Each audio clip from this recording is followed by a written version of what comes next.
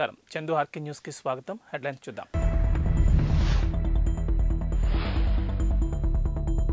Secunderabad alpha hotel కు bomb బెదిరింపు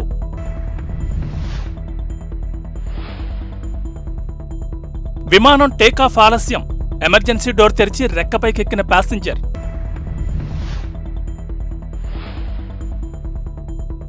AP ఉద్యోగార్థులకు ఓ good news త్వరలో డిఎస్సి నోటిఫికేషన్ ఇచ్చేందుకు సిద్ధమవుతున్న ఏపీ ప్రభుత్వం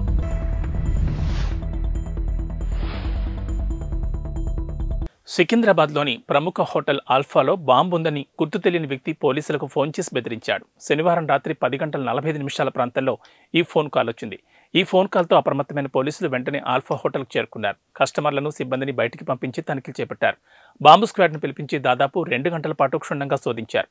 అయితే ఈ తనిఖీల్లో అనుమానాస్పద వస్తువులేమీ కనిపించలేదని పోలీసులు చెప్పారు. హోటల్లో ఎలాంటి పేలుడు పదార్థం లేదని, ఎవరో ఆకతాయితనంతో ఫోన్ చేసుంటారని చెప్పారు. ఫోన్ చేసింది ఎవరని దర్యాప్తు చేయగా ఖమ్మం జిల్లాకు చెందిన వ్యక్తి అని తేలింది. నిందితుడికి సంబంధించి పూర్తి వివరాలపై ఇంకా ఆరా తీస్తున్నట్లు పోలీసులు చెప్పారు. విమానం ఎంతకీ బయలుదేరట్లేదని చిరాకుపడ్డ ఓ ప్రయాణికుడు ఎమర్జెన్సీ డోర్ తెరుచుకుని రెక్కపై ఎక్కి హల్చల్ సృష్టించాడు. గురువారం మెక్సికో సిటీ ఇంటర్నేషనల్ ఎయిర్పోర్ట్లో ఈ ఘటన జరిగింది. ఏరో మెక్సికోకు చెందిన AM 672 విమానం గురువారం ఉదయం 8:42 గ్వాటమాలాకు బయలుదేరాల్సి ఉంది. అయితే కొన్ని కారణాల వల్ల విమానం 4 గంటల పాటు ఆలస్యంగా బయలుదేరాల్సి వచ్చింది. ఈలోపు ప్రయాణికుల్లో ఒకరు తీవ్ర అసహనానికి గురయ్యారు.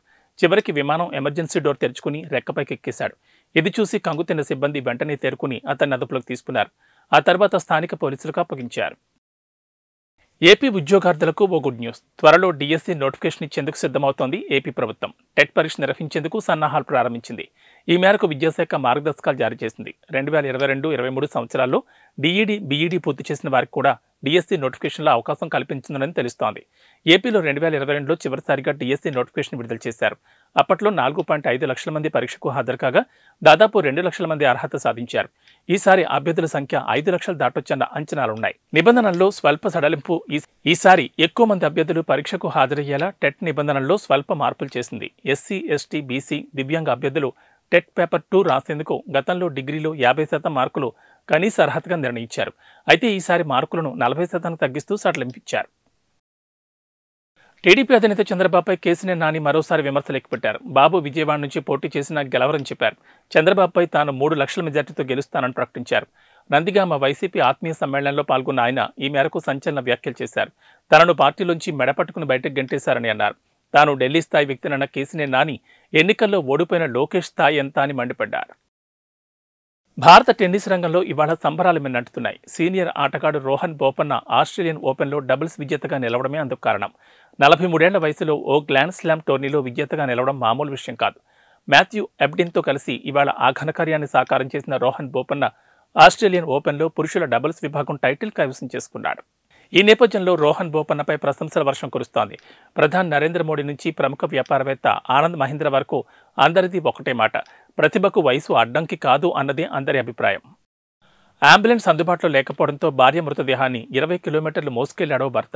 ఒడిశాలోని కోరాపుట్ జిల్లాలో జరిగిన ఈ ఘటనకు సంబంధించిన ఫోటోలు, వీడియోలు సోషల్ మీడియాకెక్కి భర్త దయనీయ స్థితిని బయటపెట్టాయి.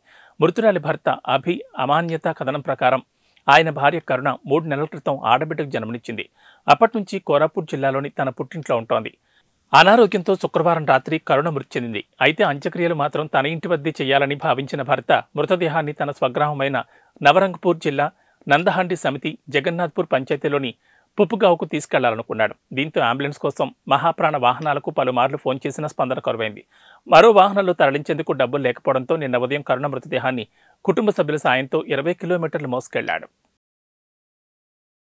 ముఖ్యమంత్రి రేవంత్ రెడ్డి, మాజీ సీఎం కేసీఆర్లను ఓడించిన కామారెడ్డి బీజేపీ ఎమ్మెల్యే కాటిపల్లి వెంకటరమణారెడ్డి మరోసారి పతాక శీర్షికల్లో నిలిచారు. ఎన్నికల్లో గెలిచి రికార్డు సృష్టించిన వెంకటరమణారెడ్డి ఆ తర్వాత ఆయన మాట్లాడే విధానం కూడా అందరినీ ఆకట్టుకుంటోంది. తాజాగా రోడ్డు విస్తరణ పనుల్లో అడ్డుగా వచ్చిన తన ఇంటిని కూడా కూల్చేసి ప్రజల మన్ననలు పొందారు. ఆయన ఎమ్మెల్యేగా గెలిచిన తర్వాత కామారెడ్డి పట్టణంలో రోడ్ల విస్తరణపై ప్రత్యేక దృష్టి సారించారు. అయితే ఈ పనులకు తన ఇల్లు అడ్డుగా వస్తున్నట్లు గుర్తించిన ఆయన వెంటనే తన ఇంటిని ఖాళీ చేసి మరో చోటుకు మారారు. ఆ తర్వాత తన ఇంటిని కూల్చేశారు. రోడ్డు విస్తరణ పనులకు మీ ఇల్లు అడ్డుగా ఉందని ఆర్ఎండ్బీ అధికారులు చెప్పడంతో తన ఇల్లు కూల్చివేతకు వెంకటరమణారెడ్డి సిద్ధమని చెప్పారు. గల్ఫ్ ఆఫ్ ఎడెన్లో హౌతీ తిరుగుబాటుదారుల దాడులు కొనసాగుతున్నాయి. తాజాగా 22 మంది భారతీయులు, ఒక బంగ్లాదేశీ వ్యక్తి ఉన్న ఓ నౌకపై హౌతీ రెబెల్స్ భీకర దాడి చేశారు. ఎంవి మార్లిన్ లువాండా అనే ఈ వాణిజ్య నౌకపై హౌతీ తిరుగుబాటుదారులు యాంటీషిప్ మిసైల్ను ప్రయోగించారు. క్షిపణి దాడితో దెబ్బతిన్న వాణిజ్య నౌక సముద్రంలో నిలిచిపోయింది. క్రూడాయిల్ని శుద్ధి చేసే క్రమంలో ఉత్పత్తి అయ్యే నాఫ్తా పదార్థాన్ని ఈ నౌకలు రవాణా చేస్తున్నారు. క్షిపణి దాడి అనంతరం ఈ నౌక నుంచి అత్యవసర సందేశం పంపించారు. గల్ఫ్ ఆఫ్ ఎడెన్లోనే మోహరించి ఉన్న భారత నావికా దళానికి చెందిన ఐఎన్ఎస్ విశాఖపట్నం యుద్ధ నౌక ఈ సందేశాన్ని అందుకుని వెంటనే రంగంలోకి దిగింది. క్షిపణి దాడితో వాణిజ్య నౌకపై అగ్ని ప్రమాదం సంభవించగా ఐఎన్ఎస్ విశాఖపట్నం నౌకా సిబ్బంది ఆ మంటలను సకాలంలో ఆర్పివేశారు. లేకపోతే ఆ మంటలు విస్తరించి నౌకలోని నాఫ్తా పదార్థం కారణంగా పెను ప్రమాదం సంభవించి ఉండేది. ఐఎన్ఎస్ విశాఖపట్నం నౌక ప్రధానంగా guided missile destroyer gulf of ఎడెన్లో ప్రత్యేక కార్యకలాపాల కోసం దీన్ని భారత నేవీ వినియోగిస్తోంది. ఇందులో ఎన్సీబీడీ బృందాన్ని అందుబాటులో ఉంచారు.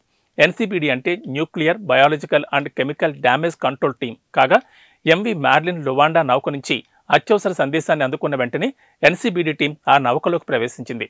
వెంటనే అగ్ని కెళ్లను అదుపులోకి తీసుకొచ్చింది. నౌకలోని సిబ్బంది అంతా క్షేమంగా ఉన్నారని ప్రకటించింది. వారికి అవసరమైన సాయాన్ని అందించింది. హైదరాబాద్ పంజాగుట్టలో ఓ వ్యక్తి మద్యం సేవించి కారు నడుపుతూ బీభత్సం సృష్టించాడు. అడ్డు వచ్చిన వారిని ఢీకొంటూ వెళ్లిపోతున్న వ్యక్తిని స్థానికులు అడ్డుకున్నారు. అతడికి దేహశుద్ధి చేశారు. వ్యక్తిని అదుపులోకి తీసుకుని పోలీస్ స్టేషన్ తరలించారు. శుక్రవారం రాత్రి సమయంలో ఒక వ్యక్తి నిర్లక్ష్యంగా వాహనాన్ని నడుపుతూ పాదచారులపైకి దూసుకెళ్లాడు. తన కారు బానెట్పై యువకుడిని ఈడ్చుకెళ్లాడు. స్మార్ట్ బజార్కి ఎదురుగా ఉన్న పంజాగుట్ట జంక్షన్లో ట్రాఫిక్లో కొన్ని మీటర్ల వరకు తన కారు బానెట్పై ఈడ్చుకెళ్లాడు. కారును ఆపడానికి అక్కడ ఉన్నవారు ప్రయత్నించారు. అయినప్పటికీ ఆపకుండా వెళ్లిపోయాడు. ఎట్టకేలకు డ్రైవర్ను ప్రజలు అడ్డుకుని చితకబాదారు. అనంతరం కేసు నమోదు చేసిన పోలీసులకు అప్పగించారు. నిందితుడు కూడా తప్పించుకునే ప్రయత్నంలో గాయపడ్డాడు. పంజాగుట్ట ఎస్హెచ్ఓ ఈ సంఘటనను సుమోటోగా స్వీకరించి మానవ ప్రాణాలకు హాని కలిగించేలా నిర్లక్ష్యంగా డ్రైవింగ్ చేయడం, నంబర్ ప్లేట్ తారుమారు చేసినందుకు నిందితులపై ఎఫ్ఐఆర్ నమోదు చేశారు.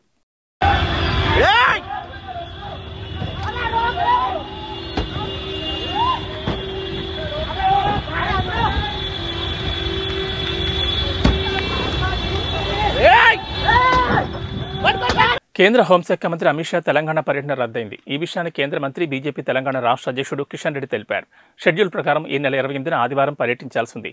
పలు అత్యవసర పనులతో పర్యటన వాయిదా పడిందని ఆయన తెలిపారు. ఈ క్రమంలో కరీంనగర్, మహబూబ్ నగర్, హైదరాబాద్ సమావేశాలను వాయిదా వేసినట్లు తెలిపారు. బీహార్లో నెలకొన్న రాజకీయ పరిణామాల నేపథ్యంలోనే అమిత్ షా పర్యటన రద్దయినట్లు తెలుస్తోంది. బీహార్ ముఖ్యమంత్రి నితీష్ కుమార్ మహాకూటమి నుంచి బయటకొస్తారని, ఆ తర్వాత బీజేపీతో కలిసి ప్రభుత్వాన్ని ఏర్పాటు చేసే అవకాశం ఉందని ప్రచారం జరుగుతోంది. ఈ క్రమంలోనే అమిత్ షాను బీహార్ లోక్ జనశక్తి పార్టీ నేత చిరాగ్ పాస్వాన్ షాతో భేటీ అయ్యారు. రాష్ట్ర పరిస్థితులపై చర్చించినట్లు పేర్కొన్నారు.